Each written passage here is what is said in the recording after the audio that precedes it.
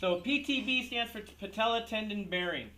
This cast revolutionized what we do, and it all kind of came from the same theory of a below knee amputation. If you look at prosthesis from BKs, they're all shaped in the same way. Surgeon by the name of Sarmiento is the one who invented it. He's very big on these things. He is still alive today.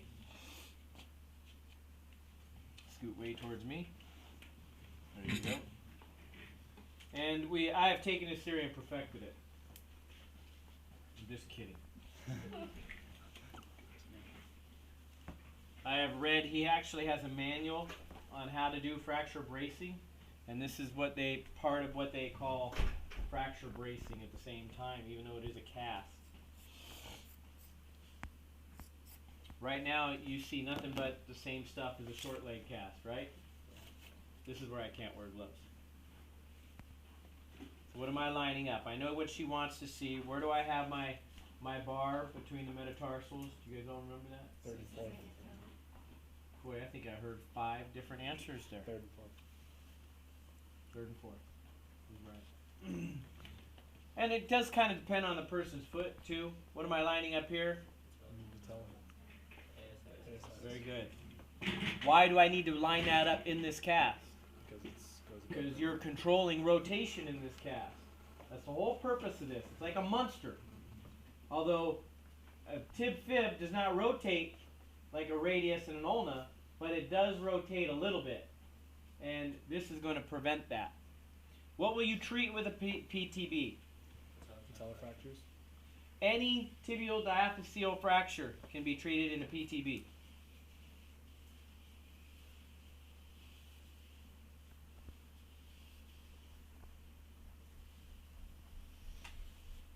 Knees at 90, ankles at 90. Yes. Although the knee does not have to be, but it's a lot easier to get the ankle at 90 if your knee is at 90. Nothing different from what you guys saw or what I did last semester. The difference between this and a short leg cast is I actually wrap this up to about mid-thigh. See how far away for her leg is from the side of the bed? Yeah. It's important. You guys forget all of that stuff. Next thing you know, you're trying to roll through there, and there's not enough room to go through there. Try and remember the basics while you're rolling on a patient. It'll be next Monday, right? Yep. Real patience come Monday. No fair puking on them. Go over your books and just try and get this stuff back in your head. Whatever you got to do, practice tonight. But get it back in your head. See how he's padding extra on the knee. Not in the back of the yeah, I'm avoiding back here. I don't need to pad back there because I'm actually going to be trimming this out when I'm all done. This is very similar to a Munster, except for the tibia.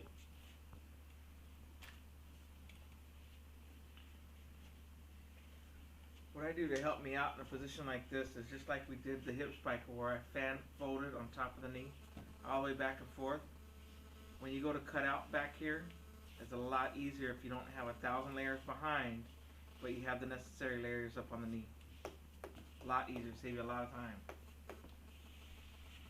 So the reason why I'm spending a little bit of time up here with my padding is because I know where the real borders of this cast is. The borders always are padded a little bit more because you're going to be rubbing up against them. And in this cast, just like a Munster, you rub up against them even more because anytime you have movement up near the cast, any border, it's going to drive the patient nutty. So the parameters to this cast are going to be patella tendon, right below the patella, femoral condyles, cut down around the behind the knee so that they can flex the knee to at least 90 degrees. That's all it has to get to. She'll probably be able to get 120 by the time I'm all done, flexion, but you only have to be able to get to 90. This is just like a Munster, but it's for the knee. So what you want to do is you want to make sure it's thick enough up there at the knee that you don't have to go back, because you won't be coming back up this high with your money roll. So your first layers have to be finished. So make sure it's strong enough.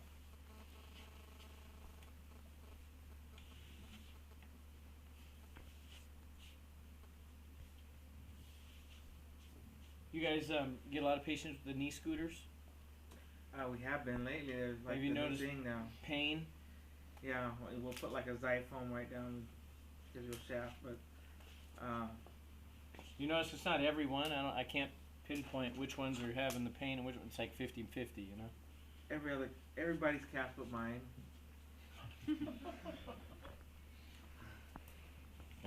I've pretty much pinpointed it.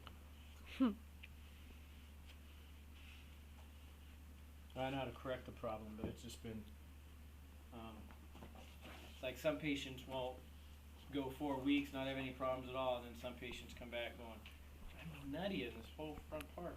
I think it's just the pain tolerance for that patient, I think. All these casts gonna be walking or weight bearing? They're non-weight bearing, but when the cast is non-weight bearing, they're putting weight down on their tibia. Oh, because You got the new those scooters. what do you mean those scooters? Well, it's like a. Put your it's knee like up a on it. scooter and it's kinda like this, and it's like this. You never seen that? Right. I see them everywhere. They're great. I did one. I can't stand crutches. They're awesome. He put 2 in there. I think you guys should just start with 1 at a time.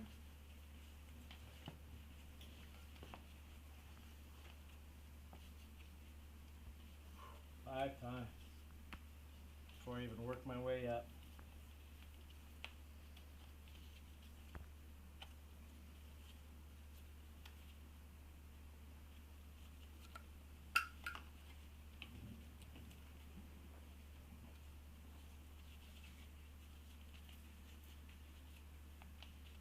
I'm not big, and I don't really care what the behind the knee looks like. It's all being cut out.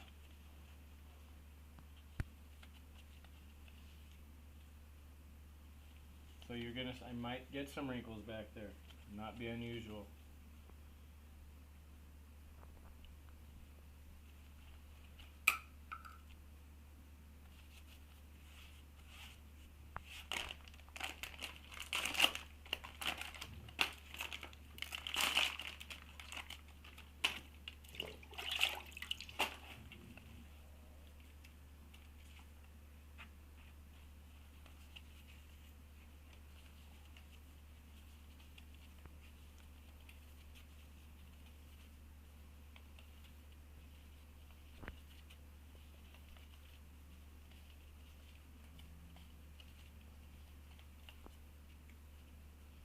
A true PTB should be weight bearing.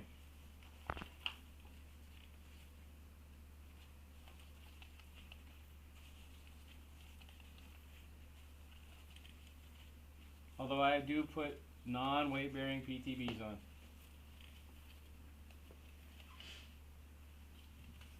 Most of the time it's going to be weight bearing. Hence the word bearing in the name. So I always build them up. Even if the patient's not supposed to, I build it up. Because that patient most likely is going to, 2 weeks down the road, he's going to start trying Give me it one out. of those blue towels, Mike. Did you mark out the toes right there just because you want to know? Yeah, I'm kind of marking out the toes. Although I'm not too concerned about those. I do use my thigh, relax. Anybody got any markers? Plenty of time. I did 4 rolls. Look at this. Plenty of time to mold. Anybody got a Sharpie?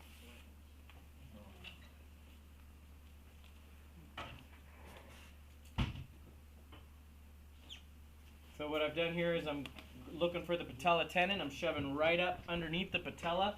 And then I'm grabbing the femoral condyles. That's my mold. Also, I should be flattening out the calf. This is the one you guys don't do. Flatten the calf out. Patella tendon. Femoral condyles.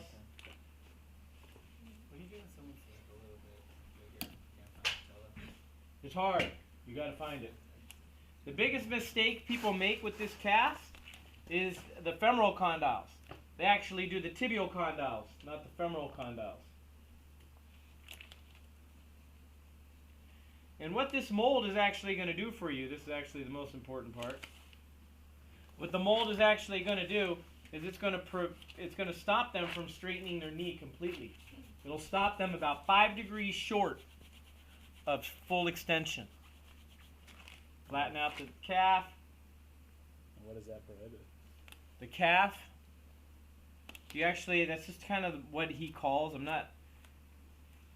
I can't sit there and say specifically what he's trying to attempt by flattening out the calf, other than you do have two muscles. Sarmiento's literature says that he actually wants you to grab each muscle and kind of stick a finger in there between the two muscles. I don't particularly think that's a great idea, and I don't think Tom does either. We've always been doing flat molds behind here. A lot of people totally skip that mold completely, but to do it correctly. I meant by the mold on the front. What are you trying to put? Oh, right here? Yeah. The patella mold is, that's the one that's going to stop him or her from extending her knee when she walks. You'll see. When you guys take it off of the stand and you put it on your knee, make sure that her foot is flat on your knee, not just the toes. Because what you'll do is end up hyperextending the toes. And once you do that, it's a bad thing. Yeah, you don't want this. See how I'm extending the toes? She won't notice that until you're completely done with the cast, and then say, you know what, my toes feel like they're pushing up. Yep. And all of a sudden you gotta start all over again. This thing out, just like any mold that you put in that you're using as your border, you're going to trim out on the upside of the mold. So I will not cut down the middle of the mold, I actually cut on top of the mold.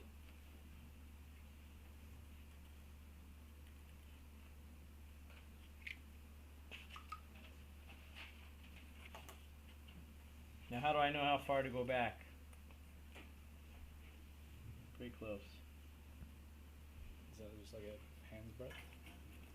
Yeah, there is nothing that says hand's breadth or anything. They just have to be able to flex to 90 degrees. She's at 90 degrees now, and I can, you know what I mean? So, but you will find, like on the bigger patients, when they have a lot of adipose tissue back here, that just getting to 90 degrees is a struggle. You're going down to mid-calf just to get them at 90 degrees. So, any questions about cutting out the molds?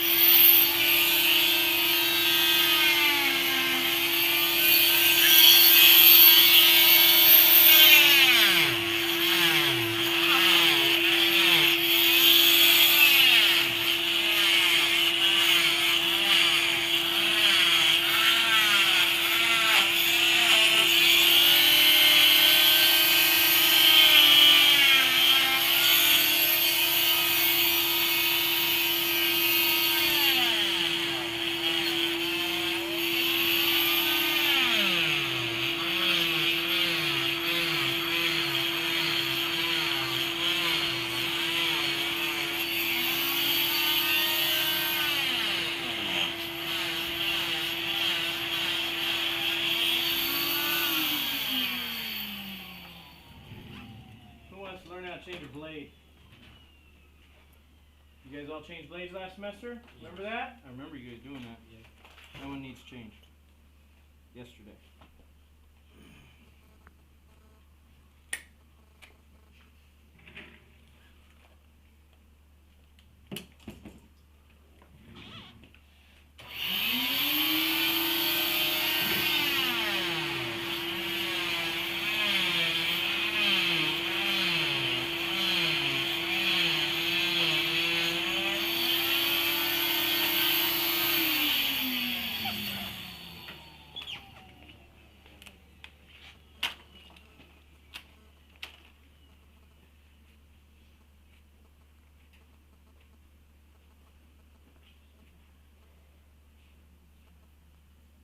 Now, in the back here, cut it down the middle.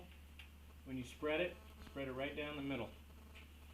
And don't get too crazy pulling this out, because you always want a lot of padding, a lot more.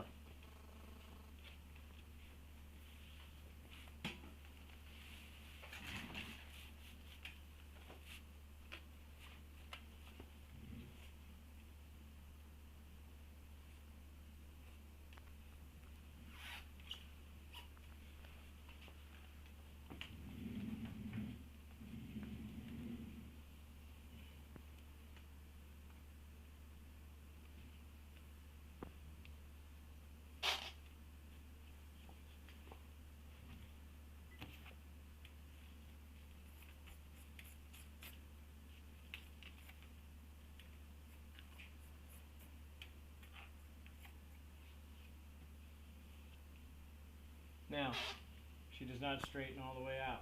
You can see that? She's about 10 degrees shy. Relax. Why? Totally relax. Why do you think that is? The mold. That patella mold. Not only that, the cast is digging into her when she straightens in, or straightens it all the way out. These femoral condyles are just digging into her leg. You feel that, don't you? So, if she was to straighten all the way out, you'd be able to get rotation. If you lock her, she can't rotate. If they can straighten all the way out, not done correctly. For any tibial fracture? Any tibial diaphyseal fracture, so that's pretty much from the distal third to the proximal third. Anywhere within there, you can treat them in this cast. In fact, most of the time they'll go, say they were, like some doctors, even after they rod them, they go into a PTB versus a long leg cast. If it's a kid where we didn't want to operate on them, we'll put them in a long leg cast, then bring them back, put them in a PTB. In that situation, would you cut out the long leg or would you just form it into a PTB? You didn't, Oh, yeah, you yeah. need the molds. Gotta have the molds.